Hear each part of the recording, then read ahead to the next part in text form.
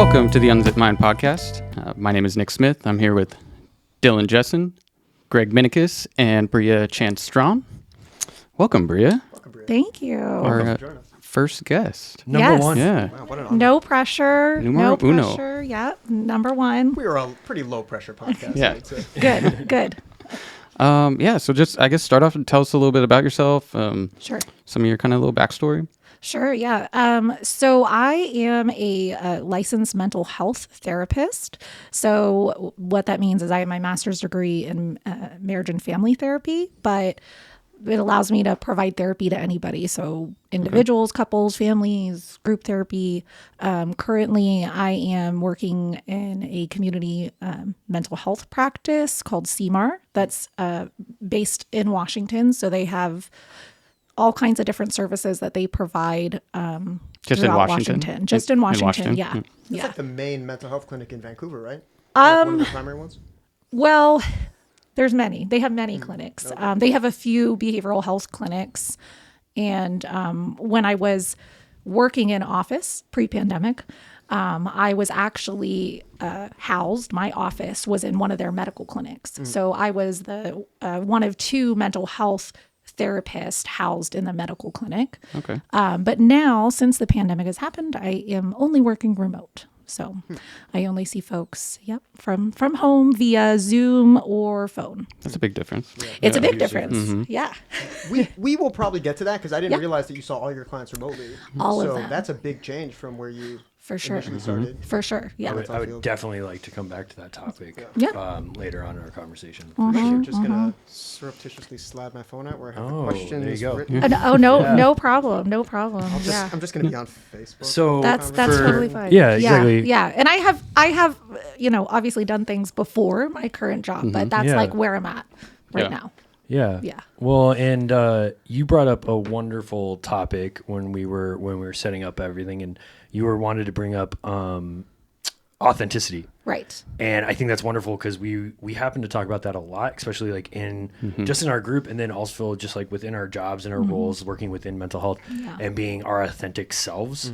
Could you expand just for like listeners and everything, like what to you, what is authenticity? Like what is authenticity for you? For me, yeah. And I think that's a really good point that you emphasize that, like for me, because obviously it's going to look different for everybody. Right. For me, the definition that works for me is almost kind of aligned with transparency, authenticity, transparency, flexibility, like I had mentioned to you all before we got on air here. Yeah. And just really being true to yourself and who you are, and being able to make a real connection with the people that you're working with just by being who you are, and not really trying to be anything that you're not, or being too professional, or being too structured, I like, there are a few things that I want to touch on. I like the idea of transparency. I haven't really thought about in those terms because, we all struggle with things. We're not like, I'm maybe more socially awkward than the average person in certain situations. So I can either like mask that under like, try to construct like a perfectly rigid shield of like professionalism and comfort and being relaxed. But I think there is some room for like allowing a little bit of what's troubling you, not all of it. Because especially in a professional setting, like you don't want to let all of your pathologies or everything that's bothering you out, because then it's more about being therapeutic for you than being therapeutic for the patient. Right. But, and I will say that this is something that takes time. Like me, fresh out of grad school, working with clients, authenticity was like not a thing that was in my mind. For you. When I was coming out of grad school, my head was like, okay, I got to make sure I'm doing this right. I have to make sure that I'm not, like, for lack of better words, messing up the people that I'm working with, right? Yeah. Like there's this fear and there's this pressure. I think for a lot of clinicians that are in this field, especially when they first get out of school, where you really want to do right by the people that you're working with. It's a lot of responsibility, too. It's a lot of responsibility. Yeah. And you have a real, like, I can truly say I have a real love, like, for my clients. Like, I really care about them, I feel the same truly. about my patients. And so that pressure when I first got out of grad school was just immense, where I thought, oh my gosh, if I'm not using these therapeutic skills to the T, or, you know, I'm not having this really seemingly profound intervention going on with my clients, then that's not going to be good enough. Right. And I had this awesome supervisor in my internship program in grad school, and he really highlighted that no, that's not the case. You can have a conversation just like what you guys do on here, just like we're doing now, that is real and that is super impactful to the people that you're working with. I would even argue, and we make the point often, that like you actually, or we as mental health professionals, we have a responsibility to have real conversations, conversations that are real, that feel real to our clients. sure. Because I mean, how many of our clients, especially our homeless, who have been just kind of like on the margins of society forever, the only time they interact with like mental health resources or housing resources, these, you know, people who are just so overburdened and burned out because the system is so overburdened that like all they get is a very kind of superficial, overly professional demeanor. They don't get that like real eye contact, that real emotional contact. For sure. So, I mean, it's hard. It's hard to be authentic. I do want to talk about why it's hard to be authentic. But no, I think, we have a responsibility to try to bring that realness to all our conversations with our clients. Yeah. It's important. I think that's what breaks down those barriers too, and makes them more willing to express what's going on, or to you know, be able to kind of relate to them a little bit. I love, I like that you just brought that up, Nick, because one thing, Bria, when you were talking about your authenticity and like how you've grown from when you started to like that conversation with your professor and your mentor and your boss, right? Sorry, not your professor. My supervisor. Your supervisor. Internship. So I love that conversation just happened, because like one thing is that I was thinking about is, have you noticed a difference, right, in your client's reception of you as their therapist or as their outlet? Have you noticed a difference in their willingness and their openness of being their authentic self with you being your authentic self, opposed to when you were a brand new grad with that idea of like, oh, I have to fit this perfect mold and use these perfect words and be this ideal therapist for this person? And like, have you seen a difference in how your clients receive you? 100%. Especially because a lot of the clients that I'm working with now, and I think just generally speaking in therapy, a lot of the clients that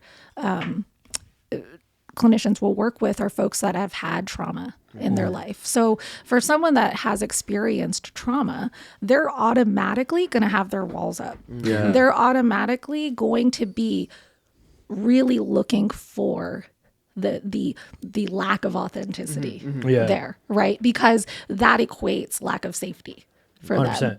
And so that's something that is going to be different for everybody, because obviously everybody's experience with trauma, everyone's personal history is different. And so for someone to really open up or feel that sense of safety to be able to do that, that's going to take time and that's going to look different for everybody. So again, being seasoned as a clinician has really allowed me to get a good grasp of what that looks like for each person that I work with, because it is unique, it is individual. So it might take a few sessions, like 3 sessions for one client, 1 session for another one, and that's okay. Yeah. The biggest thing is that I'm being me, just as how I'm talking to you guys today. Yeah. I'm like that with my clients, but obviously adjusting my tone, my mannerisms, or what I'm asking them, what I'm talking about, depending on how they present to me. But which makes it easier for you too, in a sense. Exactly. You know? Yeah. Yeah. Totally. It's a lot less pressure for myself, and that's kind of the funny thing in a way, right? It's like just being you. It doesn't just bode well for the clients. It bodes well for yourself. Few things are more stressful than constantly having to keep a mask on. And like forcing your real personality down so you can fit this like arbitrary mold of what like a professional looks like. That doesn't work for me. That does not work. No. That's why I've been doing the job I've been doing, because I don't really have to. I can just kind of be myself with patients. I don't have like that much of a, I don't know. The expectations are just like, I'm going to keep people safe. I'm going to keep everything clean and like keep everything working. But otherwise, I can just kind of be myself. Like I talk about video games, like spirituality, and like all kinds of shit. And I don't know about you, Greg, but that took me, just like you said, it took me some time to kind of like get to that point and relax, or realize that was both the most beneficial for both parties. But especially first coming into the field, you want to be portrayed more professionally, or remember so many things to be professional. And then over time, you just realize the impact really of just being yourself, and how you're able to reach patients a lot more. Find that conversations just get deeper and deeper.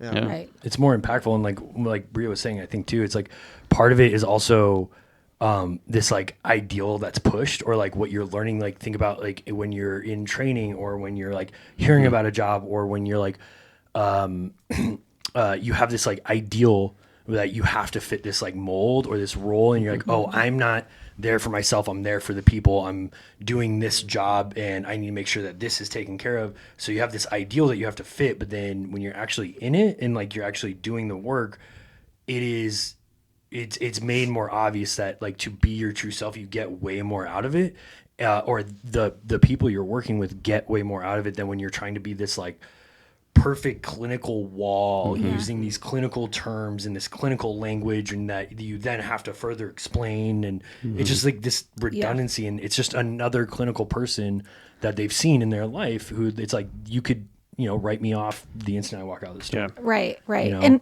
I think that it's important to be able to have that foundation. Like obviously education is important, and knowing things about different terms and different types of therapies and interventions and all that stuff. It is important. And at the same time, again, it's that balance of like when to bring it out and when to not. Is that kind of, do you kind of approach your clients at this point? So when you first graduated, you were more rigid, you were more nervous, you didn't feel comfortable really being yourself as much. Now you've gotten to the point where you do feel more comfortable. So when you approach your clients, is your default, hi, I'm Bria, this is me, I'm just going to kind of act like myself. And then when it's relevant to the conversation, then you'll start bringing out the clinical terms, the clinical concepts? Yep. Yeah? Yeah, pretty much. That sounds I pretty love good. that. Yeah. That's a good job. So can I speak to that real quick? Because like I have a relatable, I guess, like, history, like my personal history with that is like, so, and just like what we're talking about here and like how you're approaching your clients now, it's just really reminding me of somebody that was very impactful in my life, is like, because I've had a couple different therapists like throughout a couple different experiences in life that I just needed to check in, right? And I've had some, like everybody else who's been through therapeutic experiences, you have some people you connect with, you have some people you don't, right? And I had, when I was finishing up my degrees at Western State University, I was really fortunate. I was like going through some stuff, right? And I have one of my bachelor's is in psychology, in clinical psychology. And for some reason, I also didn't use like therapeutic practices. I just dealt with my own, like I have always done. I dealt with my own bullshit myself, right? But then I was like, I'm an idiot. This is free. It's a free service. Like I clearly need to like express something, and like I got a lot on my shoulders. So I ended up going, and I definitely am somebody who like I can open up, but in a therapeutic clinical experience, it's like really hard for me because it's that sanitary. It's like that sanitary, exactly. right? Exactly. And I think as a client, right, in that world and being authentic, is you're like, I bet this person's gonna have so many stories about me later. Like if I share, you know what I mean? You're like, oh, so you're like, you kind of like, you're scared to open up. And my most enjoyable experience I've ever had is a therapist I had who he was very authentic with me. And I remember when I went in, we started talking. It was that very typical first day meet and greet kind of conversation where you're like, you don't know, you don't want to go too far into it. You're like telling him why you're there, but you're not. And he had mountain bikes up on his home screen, up on his computer. And my background is I'm a coach first. Like I've been a coach for a long time and a ski instructor. So I've been skiing and mountain biking. I used to teach downhill and enduro mountain biking. And I love the outdoors, right? And I made a comment about him, and we started talking about the components and the different frames, and he was showing me his bikes. And then we started just naturally diving into why I was there and kind of keep talking. And then it would get a little touchy, and I'd talk about another bike. And he looks at me at the end and goes, "All right, I got you." I went, "What?" He goes, "Like, I know how we can deal with this and how we can get deeper down." I went, "How?" He goes, "We're going to talk about bikes." And that's what we would do. And he would just, when I was kind of veering and he could tell I was sheltering and I was like not really going where I needed to go, he would make the conversation lighter, and then we would just naturally flow into what I actually needed to be there for. Yeah. And later find out, my last time I talked to him, I came to find out that he was doing that. He was manipulating the conversations or manipulating the time in appropriate ways. Obviously not manipulating me, but manipulating the conversation, because he knew I was getting my bachelor's in clinical and like that I was wanting to get my licenseship. So he mixed it up where he knew if I needed a therapeutic moment, he would be my therapist. If I needed just to be there and vent and stuff, he would be more of a mentor and showing me what I would need to do and how to work through some things with other clients and giving me like assignments to take home to look at. Yeah. And it just, that blew my mind, that interaction. It was the most comfortable experience I've ever had in my entire life. Right. It was wild. So I think that's just so cool that you are aware of that and that you approach it that way, that you treat each client very different, like not independently of what they're going through. You have to. Really cool. Yeah, you have to. And that's what I'm saying. It's like, that's the thing that you just don't get until you have the experience of working with so many people and seeing the difference. And I'm glad that you brought up about the fact that you've seen a few therapists, because that's also one reason why I wanted to do this topic, is to really emphasize for anyone that is watching this or listening to this to not give up. If you don't have that click, you don't have that connection with the initial therapist that you go and reach out to, because it may not happen. And that doesn't mean like, oh, I just can't do therapy, or therapy's not going to work for me. It just means like that person just wasn't the right fit. And that's actually one thing that, you know, I make a point to say to my clients when I first onboard them, you know, is that, hey, if at any point in time this isn't working, or you feel like we're just not a match, that's totally okay. And if you don't feel comfortable telling me that, just call the front office and say, hey, I need a new therapist, and they will transfer you to somebody else. And that's okay. The most important thing for me is that you're getting the support that you need. And that's all I want for you. Like, if it's not me, that's okay. It's not an ego trip for you. You don't want to be the therapist who has every client. No. You know, it's not even sustainable. No, it's not. It's not. And it doesn't make sense to think like, oh, everyone's just going to vibe with my style of doing things, or just who I am as a person. Like it that's okay. Like you wouldn't have been able to vibe as well probably with someone who wasn't as into mountain biking, outdoor stuff. Like that was the way that you and your therapist like really connected. Oh yeah. Like I would not have opened up the way I did and really gotten over what was going on in my life at that time if my initial interaction with him was not the way it went. And and it was really nice because one of the reasons I went to him, like my grandfather, who was very, very dear to me and a really big role model in my life, he passed away. I wasn't able to fly back east to see him. So that weighed on me. I was going through some personal things as well. And the entire time I was in school, I was supporting myself, and I was doing 2 degrees. I was working multiple jobs and internships. I was exhausted. And this was my junior, this was my junior year that this all went down. And it was a lot. It was just so much on my plate. And so I needed an outlet. And on top of that, also I battle with my sobriety, you know, and so it was just a lot. And I would not have been able to open up the way I did if he didn't have that outlet. Because when things, as I'm sure everyone's aware who works with addicts, we don't like feelings. I don't like talking about them. I don't like dealing with them. I got two that I like: happiness and pissed off. Those I'm really good with those two. Yeah. I hate every other one of them. They suck. So it was really nice because it gave me those margins. It gave me that buffer where if I was getting uncomfortable with myself, exposing myself that way, he could lighten up the converstion, right? And we had that outlet. Comfortable again. And we had that outlet of coaching kids, and he'd also relate some of the stuff I was going through to when I would be coaching kids or coaching kids through the experiences that I did. And it made for this environment where it was just this very casual, right? And that's something like personally that I bring into my work when I'm working with clients and when I'm working with, especially like when I was guiding wellness therapy, right? I didn't need to be strict. I didn't need to do all this other stuff. And I'm working with teens, right? So me just being my authentic self out in the woods where like, yeah, I will be stern if I need to be because they're kids with behavioral issues. So there was times for sternness but like, that's not me. That's not me authentically. I'm not an authoritarian. I don't like making like giant rules. I'm a homie, and that's how I like talk with my clients everywhere, So I think that's really cool. Yeah. I love that too. Cause like before we started recording, like we were talking about tattoos, right? And so that's usually,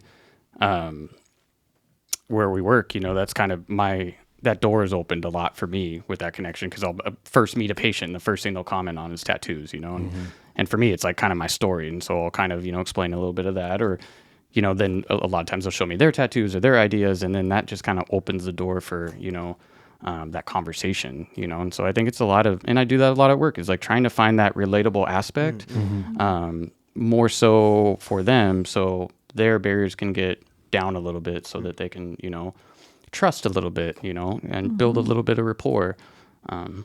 For me, it's like, hey, you want to watch a movie? We have Hero with Jet Li. We have Jet Li's Fearless. We have Crouching Tiger and Dragon. We got some great, which are movies that you love, but it's the same karate. thing. Yeah, it's mostly just me talking. It's all karate. It's all kung fu. Those are Greg's good really movies. into kung fu. That's okay. Pretty That's good. okay. Really into kung We got fu. some surprisingly good kung fu cinema at the hospital. Yeah, these days. I love it. So one thing I want to ask. So one element that you've introduced that was a barrier for you being authentic initially as a clinician was just being new. You were new. You were nervous. You didn't really know, like your newness and your anxiety was maybe blocking you from being your authentic self. What are some other barriers you think clinicians face or people in general face to being their authentic self? Academic pressure, or the pressure to say things correctly or do things according to the intervention as it is that you've read in text, because people don't want to say the wrong thing. They don't want to do the wrong thing. Maybe they don't want to be perceived as being uneducated Or unprofessional. Unprofessional. And I am just, I think, coming to terms with the fact that I'm just one of those people that, I have the education, I know the things, and at the same time, I am not one of those people that always is able to explain it in the most professional or academic way. And that doesn't mean like, oh, I don't know the information. It just means it's up here in my brain and I get it and I understand it, but to maybe define it in the exact way as I've read it in text or seen it play out in,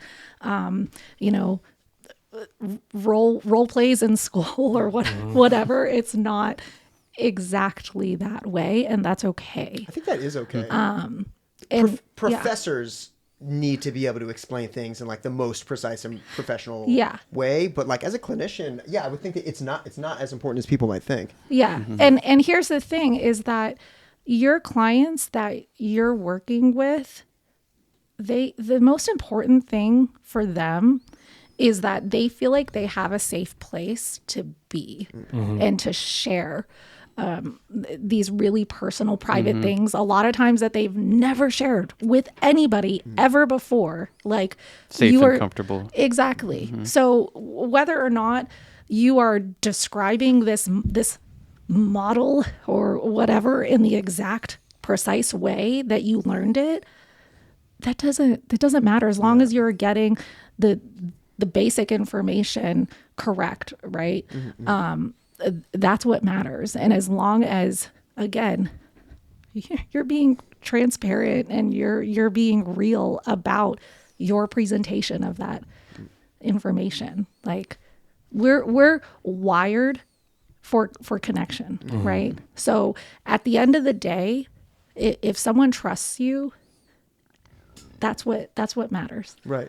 Like who are the teachers, the grade school teachers that we remember? Are they the teachers who like perfectly explained everything super fast and eloquently? No, they're the people who like were real with us and we had a real connection with. They were fun and they were likable. Well, I think it speaks to the fact that like we trust.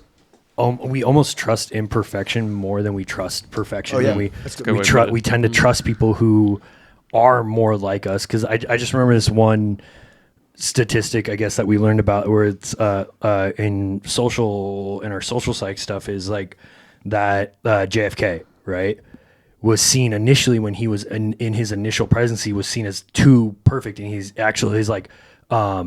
scores were actually lower.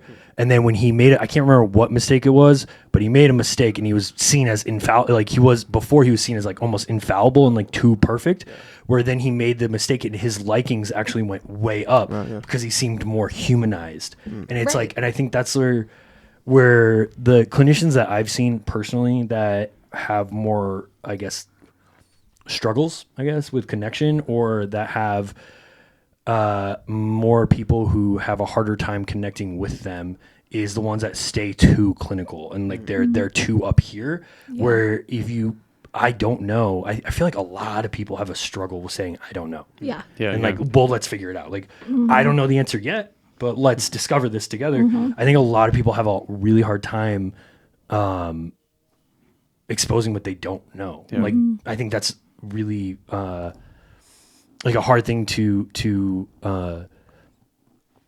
express or be open with when we see ourselves as we have to be this clinical, or we see ourselves in a different role, right? To be that open, you know what I mean? I don't know. And I like how you brought up the connection aspect, and I imagine you do, but do you find yourself struggling more with that? Doing teletherapy. I mean, that is a huge difference rather than in person. And yeah. At first I did, because it was something obviously very new. And so just the adjustment of doing therapy through a computer, that threw my authenticity off, right? Because I'm like, I don't fully know what I'm doing. Now you're not a person anymore. You're just like this. I'm just in this little box. But it's okay now. It's fine.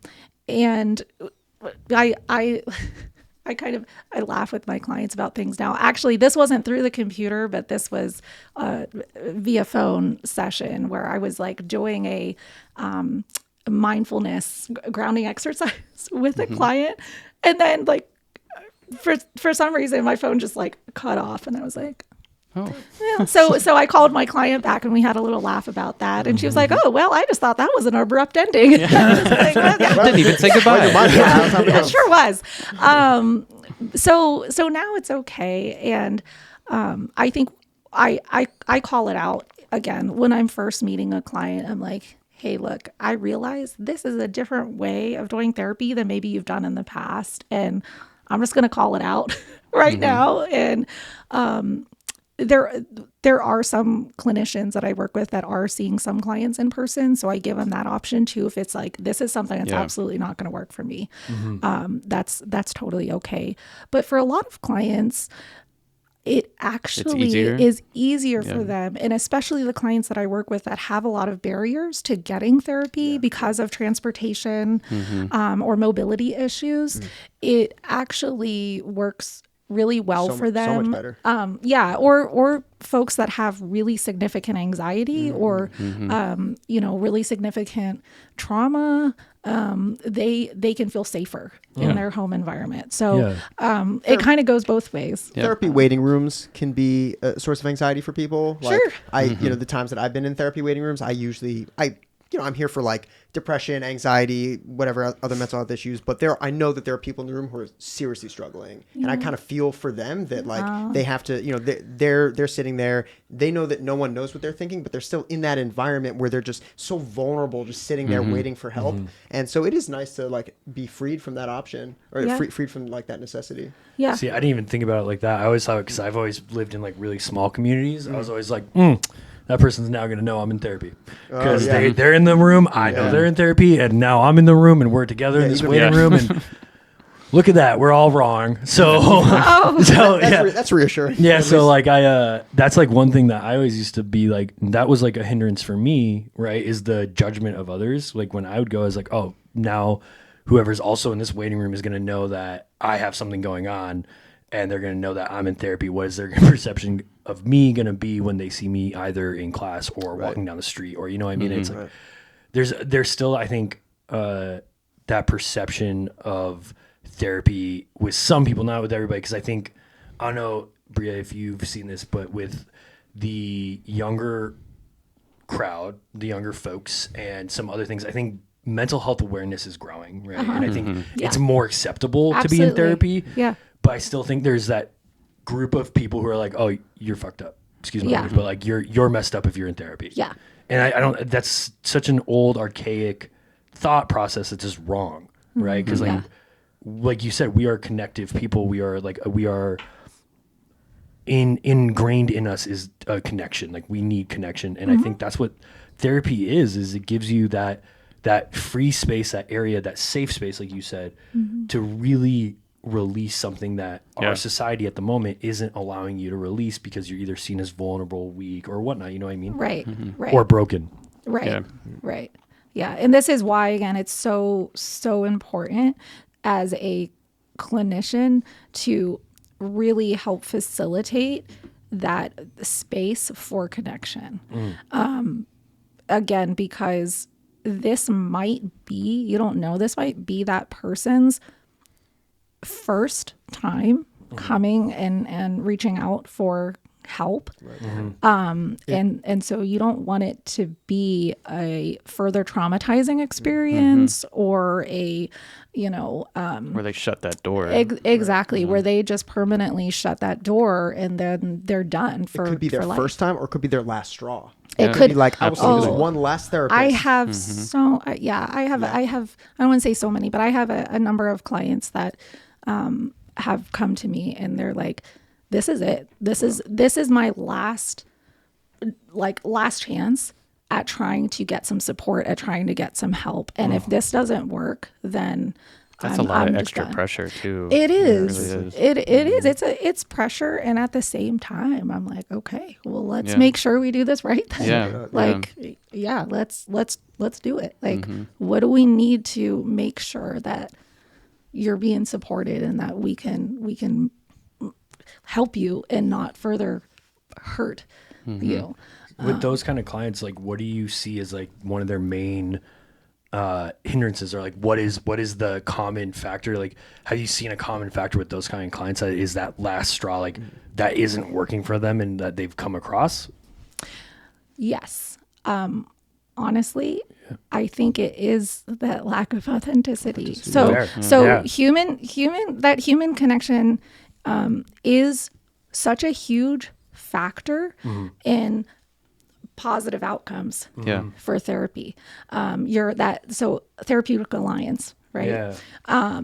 It's so important. And if that's not there, especially with these folks that have significant trauma, the majority of folks that come to me in that state are ones that have had really significant trauma in their life. So again, like I just said, they have these walls up automatically, and they are looking for just things to say, you don't really care. They're waiting for an opportunity. Or they're because that's what they expect. Because that's been their experience. That's been their life up to this point. And running away is safety. Right. Yeah. And unfortunately, a lot of folks in the mental health field, even though I would hope they're in this field because they want to do good. Right. And they have that passion for the folks that they work with. And at the same time, some of them are very rigid in their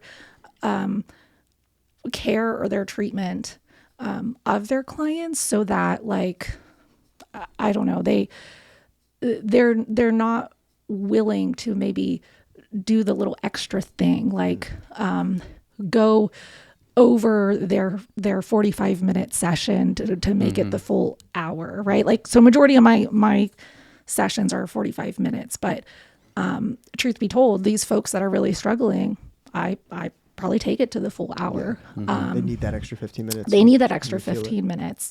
Or these folks that are really struggling, I call them a few times. If it's a phone session, they don't pick up the first time. I call them a few times. Rather than just writing on your log like patient didn't pick up. Exactly. So it's like these little extra steps, little extra things that show, like, oh man, like, you actually care about me. Thank you. I think that is more authentic because, maybe I'll be working at the hospital. Maybe I'm authentically tired and authentically pissed off that day. But also, like, then you would think, well, if you're really being authentic, then to be authentic would be not to go the extra mile because I don't have the mental reserves. But, like, that's not how you treat people that you care about. Like, even when I'm having a bad day, if I know that someone is having a worse day than me, someone who I care about, I will go that, like, for the hospital, like, printing out coloring pages, going and printing out news articles, running to the kitchen to get the one snack that they know that they want, that they know exists that we just don't have on the unit right now. Like, that kind of going the extra mile feels more natural and authentic. Small things. Those little small things, that's what we do for the people we care about. So I feel like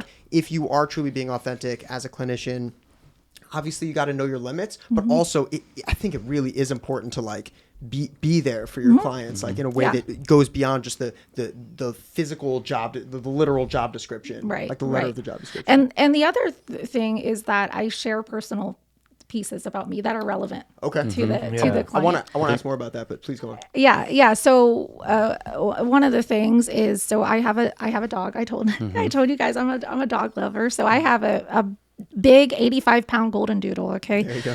And oftentimes he joins me for work. So he hangs out with me. And when I have clients that kind of like what you described, right, in your session, we're just like, I'm not opening up, right? Or I'm just, nope, not happening. I will share him with my clients and be like, hey, like, check out my dog. Like, break down those barriers with the cuteness. With the cuteness. And he's a cutie. Yeah, he's a cutie. That's a trick. That is a trick. But here's the other funny thing is that I am not like a super, super like tidy person, truth be told. Secrets out. So we're being authentic here. I am being so authentic here, it's an authentic podcast. So the space that I do my therapy sessions is in a spare bedroom in my home. And a lot of times there's a lot of like laundry that's not folded, that's on the bed, that's beside the desk. And my dog sleeps on the bed. And so a lot of times when I show my dog, there's like just this array of just crap all over the bed. And there's also a closet in that bedroom that has no doors because we're like remodeling and it's a hot mess. Okay. Yeah. So I am totally open with my clients about that. And I tell them, I'm like, look, I got this really cute dog. I want to show you if you want to see him. But I share him with my clients and, please mind the mess.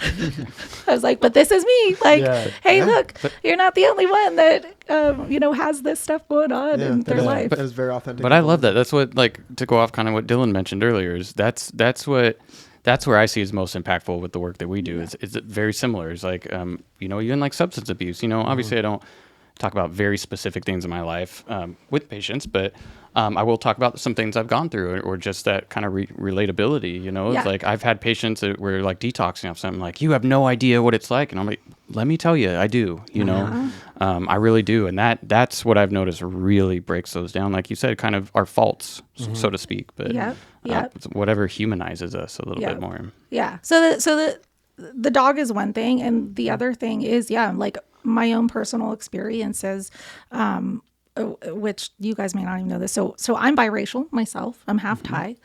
But I don't present necessarily that way. Right. And so a lot of clients don't know that about me. And I get a lot of folks that come and see me that are mixed folks. And, sometimes they're coming in to see me for issues related to racism and discrimination and, trauma associated with childhood stuff from that or current stuff. And so I will disclose that with folks, if it's relevant again, and not taking, then again, this is where experience comes in, right? As long as it's not taking away from the focus of the client. And again, that's a learning curve here that you got to figure out over time. But I will bring that up. And I also have lupus and like chronic pain stuff. And so I will bring that up with clients too that have similar issues, and again would never know, right? But it also depends on the client and where they're at. I'm not going to throw that out there for someone who's highly traumatized in that moment. Like, no, that's not the type of support they're needing. No, it's all learning to adapt appropriately. Exactly. Yeah, and well, I love that the way you just frame that, where the way you framed it as saying like you will address it if it's not taking away from that. It's always client centered. Like exactly. Even when we are being authentic, when we are relating, it's not like, well, now I'm going to make this about me. Exactly. Or we're going to, cool, so this is happening, now let's go left. And I think that's really important because in our work, just like every job, right? In every place you ever work, there's good things, there's bad things, there's people who get it, there's people who don't. You just, we're all people. Yeah. But like one thing, you will see is working within mental health. I do feel like sometimes there are those individuals who they're there more for themselves to get the therapeutic experience. Like their therapeutic experience is being in that world, and they're using other people's kind of energy and other people's own lived experiences as like hook off points to let them know that, oh, I know your pain. Let me tell you about it. Right. Yeah. Which is like what I was, I love that you brought it up. Is I think the difference with what you were saying is like something that you and I share too, is when we have clients who come in who are recovering, or they slipped and they relapsed or whatnot, we can share our experiences. Like, yeah, we know what you're going through. Yeah. But I'm never going to be like, sorry, man, check it out. I have 9 years and let's talk about this. Like, you can get here. Yeah. Like, that's messed up. Yeah. Right. First of all, like, because I don't know their story, they don't know mine. Exactly. Right? But saying like, no, I hear you. Like, I also used to use. I know what pain you're in right now. Yeah. I know where the wave is, where you are. Like day 3, it's going to be okay. Let's take a hot shower and get some meds, and we're going to be okay. Yeah. And I think, and letting people know that relapsing is not the end all be all. You just learned what doesn't work for you. Exactly. Cool. Let's restart. Exactly. And just telling them that, right? Because that's one thing I will tell people. Like, yeah, I have 9 years. I relapsed. I had to learn that, actually alcohol is not my problem. It's narcotics. And I was like, oh, okay. So, and it's just a learning experience. But I think it's really important that within our authenticity, we're not taking away from their story, from like our clients' perceptions. That's the last thing that I want to do. Yeah. That is, nope. Yeah. Do you see that being a hindrance in why some people walk away from therapy?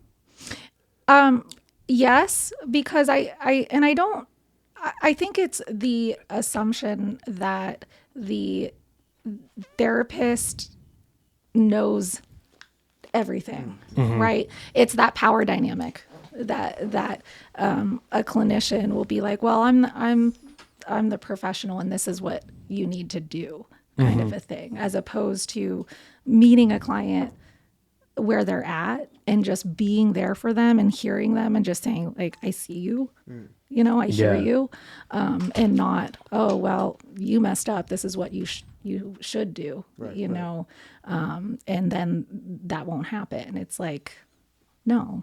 So you would say that being inauthentic and being too rigid and maybe playing into the power dynamic too much, that's a more common problem than being too authentic and oversharing. You think that being over-authentic and oversharing is less common of a problem? Yeah. Okay. Yeah. I would hope that it's really highly emphasized for majority of clinicians in their schoolwork to not like overshare.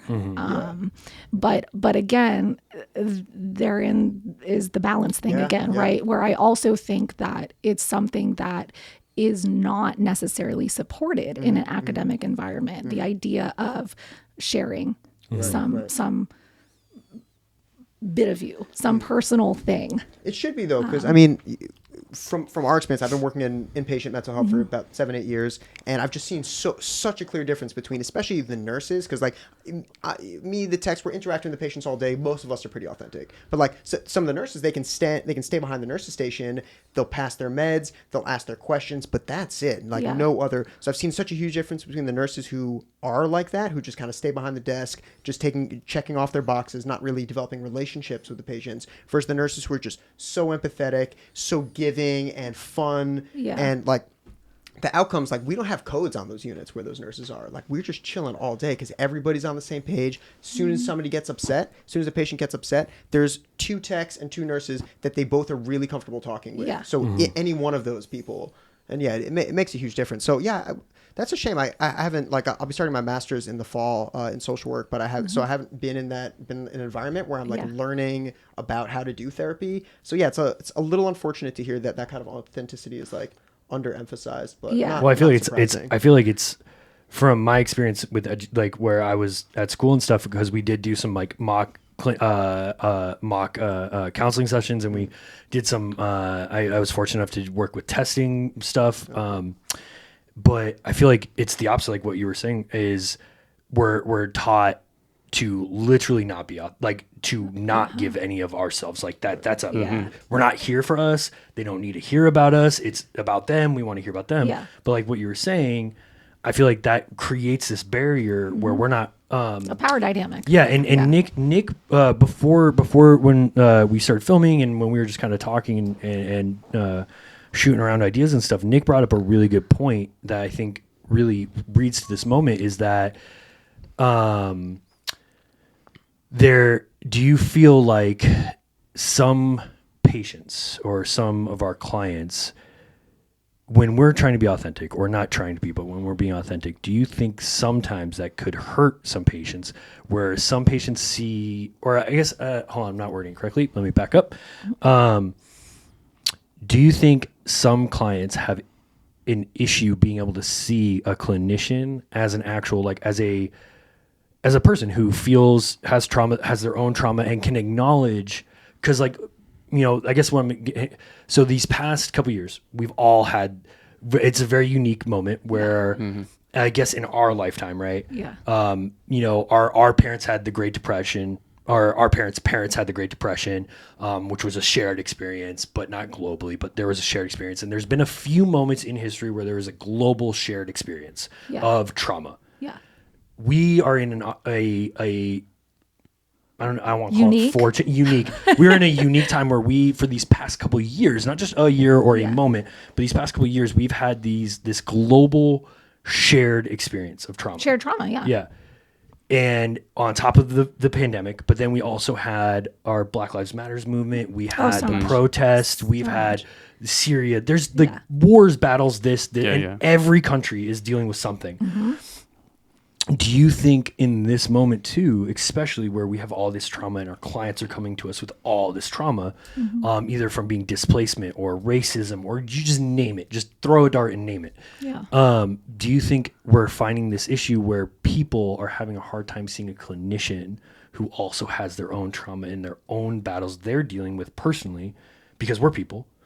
Do you think there's that barrier where clients think clinicians are almost infallible and don't feel trauma, or where do you see on that barrier?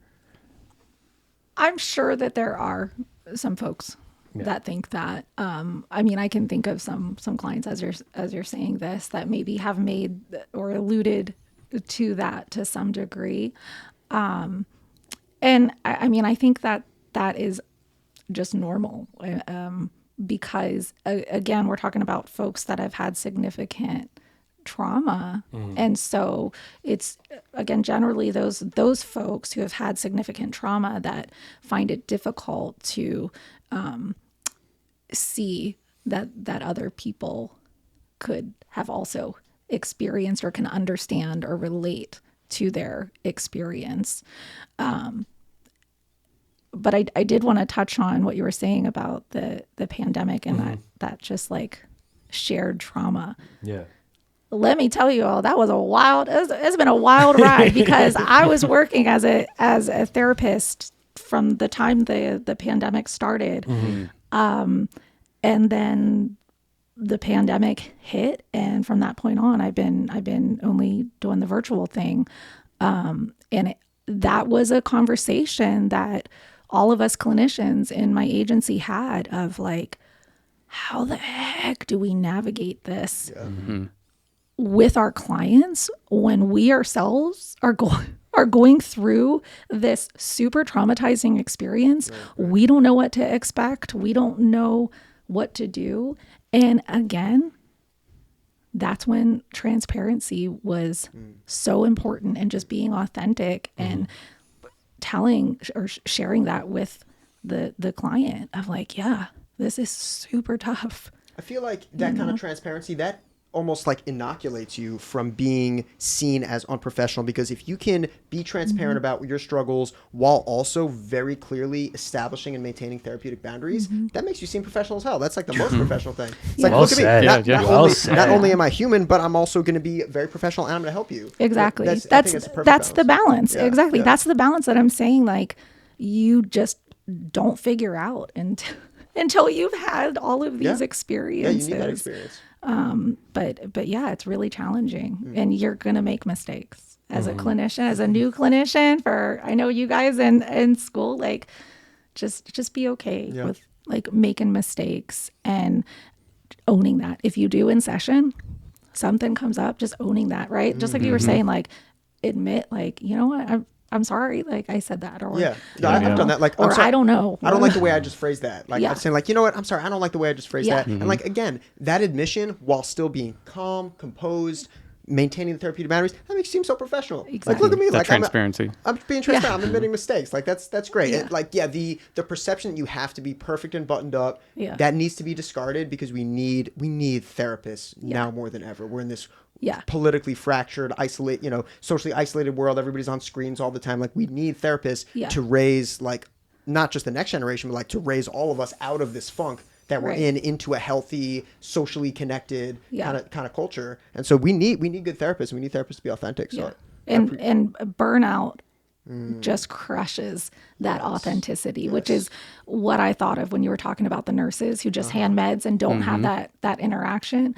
Like, that's burnout, man. That's burnout. Like that's burnout. And all of us who have been working since the start of the pandemic, for sure, like, we've been there. I've been there. Like, how can you not?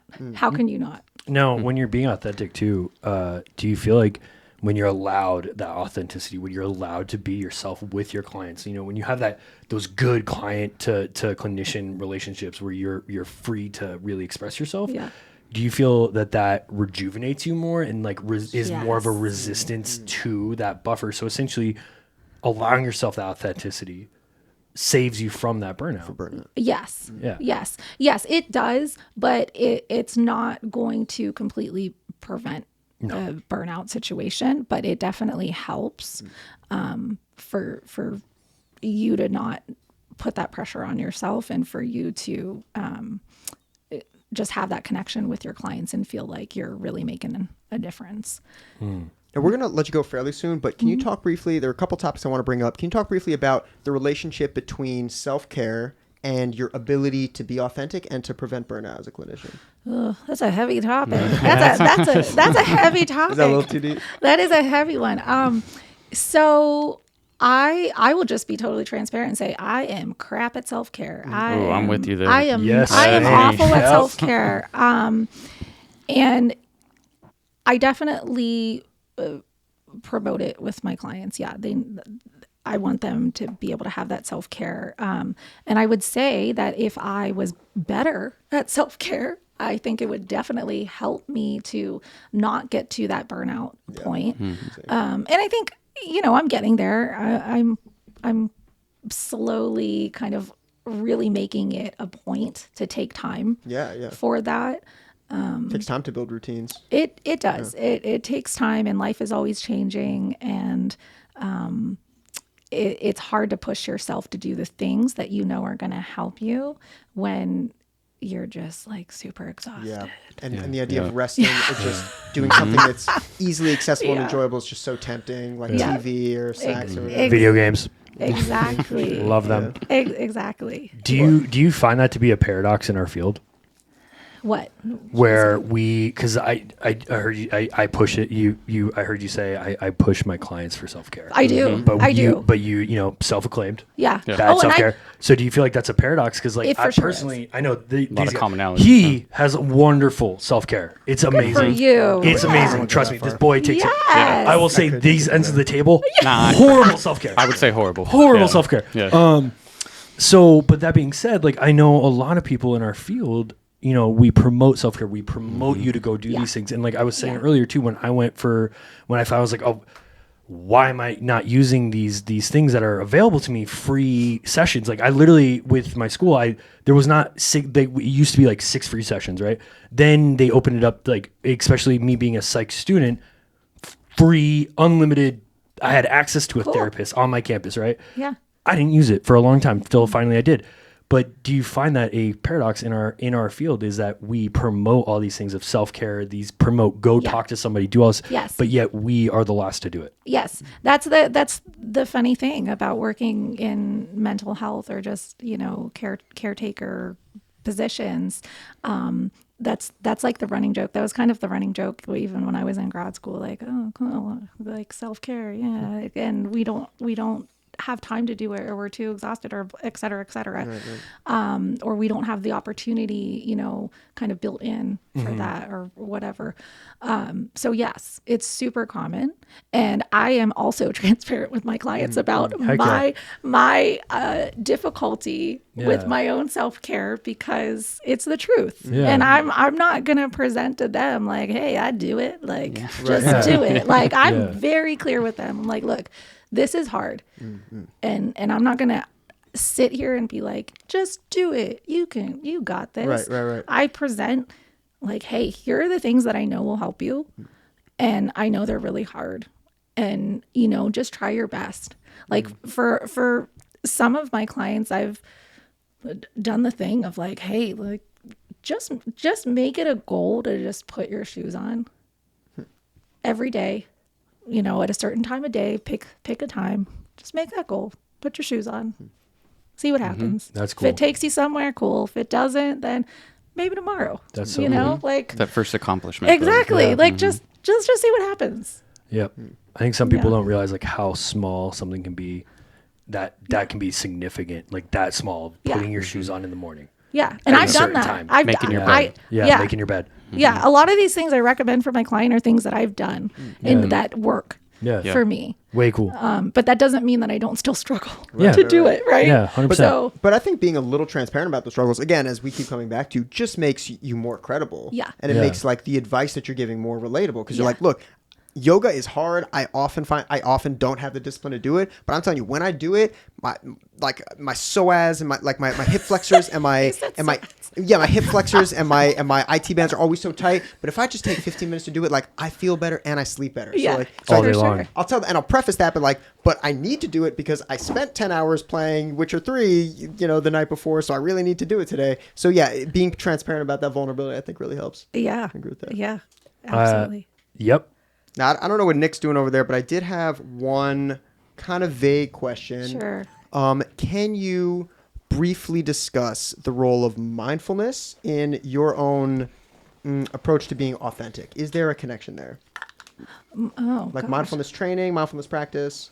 Coming out with these hard hitters. I know. Well, there's so many. Yeah, I know. Like, it's such a loaded question, right? Like, we're about to wrap up, but here is a. But here, let me give you these giant philosophical questions. Yeah. Wow. I am totally all about mindfulness. As I told you, I'm half Thai, so my dad is Buddhist. Oh, cool. And so I definitely grew up with the idea of meditation and mindfulness as like a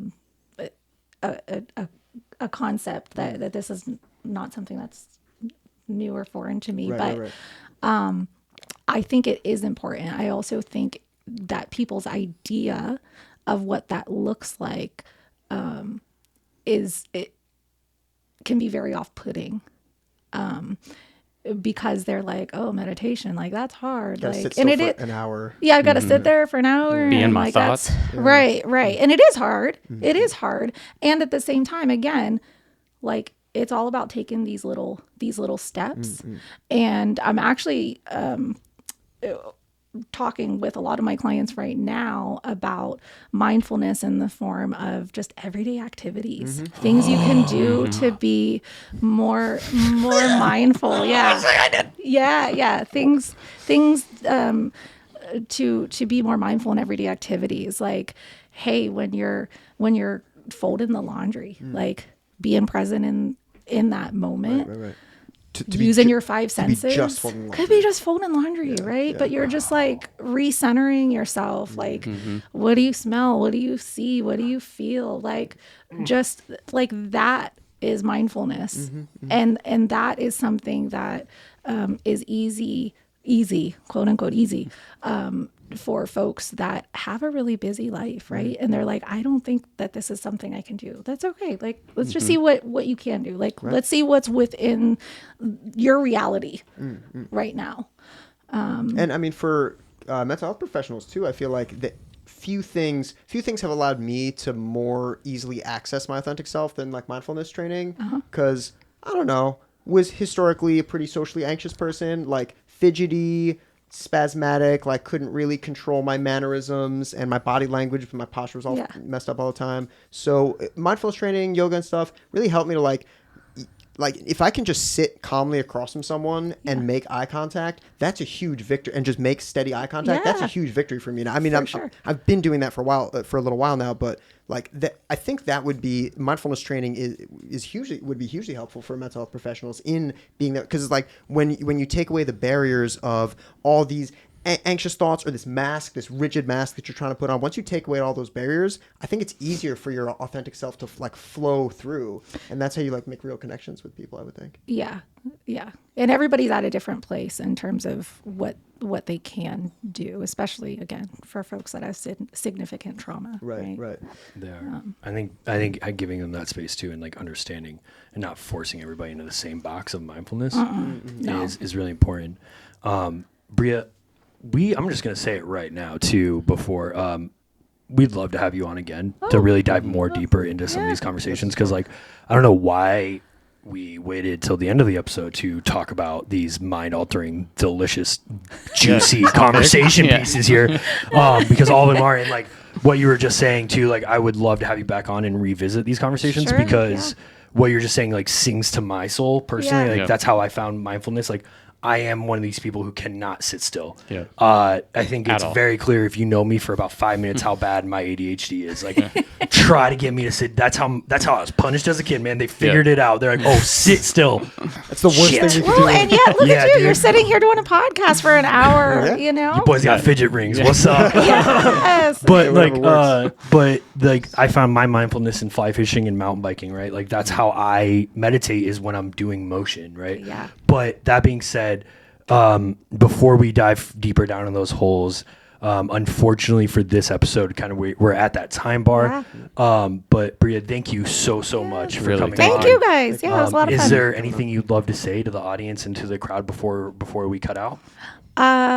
Just again, don't give up on therapy. Don't give up on helping yourself. You know, like you're worth it. I tell my clients that all the time, like you're worth it.